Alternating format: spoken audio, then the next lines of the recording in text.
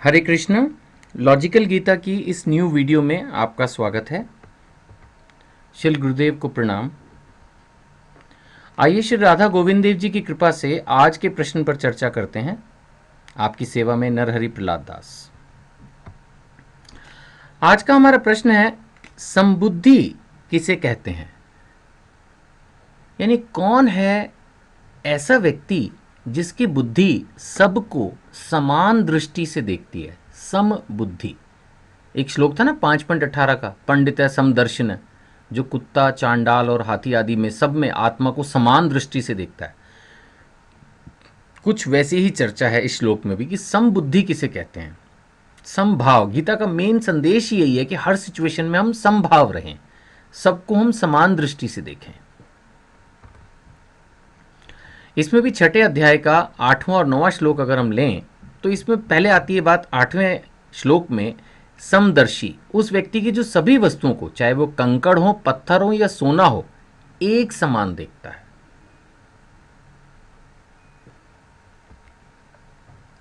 और 9वें श्लोक में ये बात आती है कि जब मनुष्य निष्कपट हितैषियों, प्रिय मित्रों, तटस्थों, मध्यस्थों, ईर्ष्यालु, शत्रु तथा मित्रु, पुण्यात्मा तथा पापी, इन सबको समान भाव से देखता है तो वो और भी उन्नत माना जाता है और उसको हम समबुद्धि कहते हैं।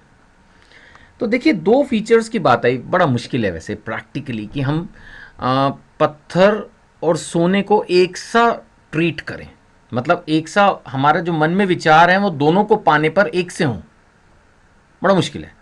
इसी तरह से अब गीता तो भगवान ने कह दी है और हमें फॉलो करने की कोशिश करनी है, बट कितना मुश्किल है। देखिए कि शत्रुओं तथा मित्रों, पुण्यात्मा तथा पापियों को समान भाव से देखता है। कितना मुश्किल स्टैंडर्ड है। बट अगर हमें अपनी लाइफ में स्पिरिचुअली प्रोग्रेस करनी है, देखिए अपने बारे में अच्छा सोचना कि मैं एक बहुत अच्छा व्यक्ति हूं, मैंने किसी का बुरा नहीं किया, मैं किसी के बारे में बुरा नहीं कहता, ये तो करीब 100 में से 100 लोगों में गुण है। यानी जो सेल्फ प्रोक्लेम्ड एक्लेमिनेशन है ना कि भाई मैं तो बहुत अच्छा व्यक्ति हूं, ये तो जैसा मैं आपको बोल रहा हूं, आपने भी आज तक अपने जीवन में एक व्यक्ति नहीं देखा जो कहेगा कि मैं तो किसी का बुरा करता हूं या मैं किसी को बुरा कहता हूं। हर कहते हैं हमने कभी किसी का बुरा नहीं किया, कभी किसी को बुरा नहीं कहा ना किया। यानी सारी दुनिया बहुत अच्छी है, अच्छी ही है, मैं ये नहीं कह रहा।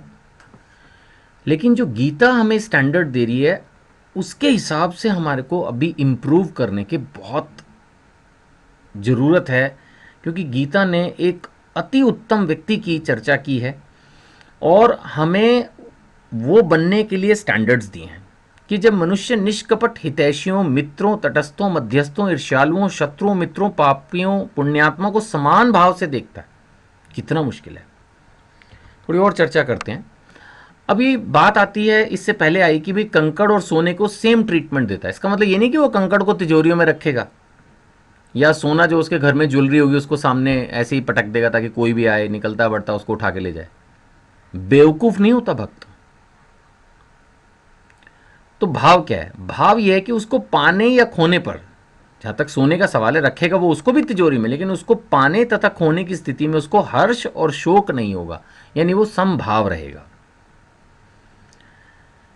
दूसरे का आचरण देखकर भी जिसकी बुद्धि में, विचार में कोई विषमता या पक्षपात नहीं होता। कितने लोग हैं जो हमारे से मिसबिहेव करते हैं, कई बार हमें ऊपर से उनको पलट के जवाब देना पड़ता है, बट अंदर से हम उनके लिए कोई दुर्भावना न लाएं। ये बड़ा मुश्किल काम है, लेकिन यही एक श्रेष्ठ पुरुष के फीचर है। मैं कहूंगा कि कोई आदमी हमारे से बुरा भी बिहेव कर रहा है, कोई बात नहीं, ऊपर से तो हमें हो सकता है उसके साथ लड़ना भी पड़े, कुछ बात कहनी भी पड़े। कई बार इंप्लॉइज ठीक से काम नहीं करते, उनको डांटना पड़ता है। पड़ोसी भी कई बार ज़्यादा सर पे चढ़ रहे होते हैं, उनको कुछ जवाब देने भी पड़ जाते हैं, बट अंदर से उनके लिए कोई फीलिंग ना लाएं। ये है असली स्टैंडर्ड। ये है जो हम बात कर रहे हैं समबुद्धि। मेन सारा खेल अंदर का है, ऊपर से तो हमारे को प्रैक्टिकल होना पड़ता है, नहीं तो सारी दुनिया सर पे चढ़ जाएगी। गीता का मतलब ये नहीं है कि बस अपना हाथ जोड़ के बैठ जाओ। फ्रैंकली मैं उस सिद्धांत में नहीं ज़्यादा बिलीव करता कि किसी ने एक चांटा मारा तो दूसरा चांटा गाल आगे कर दो। मैं उस फिलॉसफी को नहीं समझता कि वो गीता के आधार पर सही है। अगर ऐसा होता तो सारा कुछ लूट गया था, भगवान अर्जुन को कहते ठीक है, उसने तो कह ही दिया था मैं भीख मांग के जीवन जीता हूँ, फिर तो उसी चीज़ को अप्रूव कर दिया जाता। लेकिन नहीं, भगवान ने कहा धर्म के लिए युद्ध करो। और वैसे भी गुरुदेव ने कहा है कि जब सत्य परामर्श विफल हो जाए तो हिंसा आवश्यक है। तो सम टाइम गुरु की आज्ञा से, माता पिता के समर्थन से, बड़ों के सजेशन के आधार पर हमें पलट के जवाब भी देना पड़ता है जीवन में। लेकिन मेन बात क्या है कि जिसको हम जवाब भी दे रहे हैं ना, उसके प्रति भी हृदय में कोमलता। अटैक करना पड़ रहा है, उससे लड़ना पड़ रहा है, वो मजबूरी है शायद आपकी। आप यही सोचें कि और कोई चारा नहीं है इसलिए मुझे ऐसा करना पड़ रहा है। लेकिन कल को जिससे लड़ाई भी किया, अगर वो पलट के प्यार से बात करने की कोशिश करे तो भक्त सहर्ष उसको स्वीकार करता है। ये है असली क्वालिटी। अभी इसमें बीच में बात आई थी तो सिर्फ वर्ड मीनिंग के एंगल से ये लिया गया कि भाई तटस्थ और मध्यस्थ में क्या फ़र्क है। इसमें एक टर्म आई थी ना, अगर आप देखेंगे श्लोक में शुरू में एक टर्म आई थी कि जब मनुष्य निष्कपट हितैषियों प्रिय मित्रों तटस्थों मध्यस्थों। अब ये तटस्थ कौन है? तटस्थ है उदासीन। उदासीन का मतलब जब अगर दो लोग आपस में लड़ रहे हो तो वो किसी का पक्ष नहीं लेता, अपनी तरफ से कुछ नहीं कहता जब तक उससे कोई कुछ ना कहे। उदासीन, तटस्थ, न्यूट्रल। जबकि अगर दो लोगों की लड़ाई को मिटाने की चेष्टा कोई करे तो उसको बोलेंगे मध्यस्थ।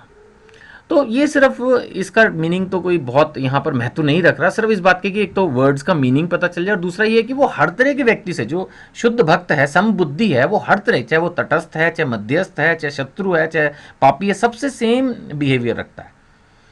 पापियों और पुण्यात्माओं के साथ व्यवहार में अंतर तो होगा, इसमें तो कोई डाउट नहीं है। लेकिन अंदर से, जैसे मैंने कहा, व्यवहार जो बाहरी व्यवहार है उसमें थोड़ा बहुत फर्क हो सकता है, लेकिन अंदर से वो सबके प्रति ही समभाव होगा। अगर कोई दुख का समय आ जाएगा तो जिससे हमारी ठनी रहती है, हमारा पड़ोस में भी अगर हमारी किसी के साथ नहीं अच्छी बन पाती किसी वजह से, वही ठीक से बिहेव नहीं कर रहा, सब कुछ है, लेकिन अगर वो मुसीबत में होगा तो जो भक्त होगा वो सबसे पहले उसको सहायता करने के लिए पहुंचेगा, क्योंकि अंदर से तो वो सबका मित्र है, समबुद्धि है, समभाव है अंदर से। और वही, जैसा मैंने कहा, इंपॉर्टेंट है। एक और बड़ा इंपॉर्टेंट पॉइंट है, थोड़ी सी वीडियो आज 1 मिनट लंबी करेंगे, ये पॉइंट मैं जरूर डिस्कस करना चाहता हूं कि जैसे मिट्टी के तालाब से बाहर आकर शीशा देखना। अब कोई आदमी मिट्टी में सना हुआ है लेकिन आप उसको रोज देखते हैं, वो तालाब से गंदा निकल के आया है, तब भी आप खुद की सूरत देखें ऐसी स्थिति में या दूसरे की देखें तो आपको कोई दुख नहीं होगा, क्योंकि आपको पता है इसके ऊपर मिट्टी लगी हुई है, अभी इसके ऊपर पानी डालेंगे तो अंदर से एक सुंदर शरीर प्राप्त हो जाएगा।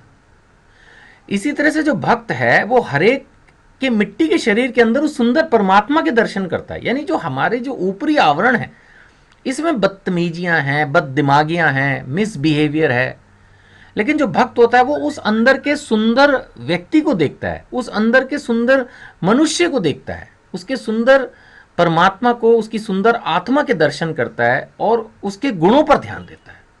वो जो मिट्टी गंदी लगी हुई है ऊपर से जो है उसको वो इग्नोर करता है। ये क्वालिटी होती है असली डिवोटी में। हरे कृष्णा।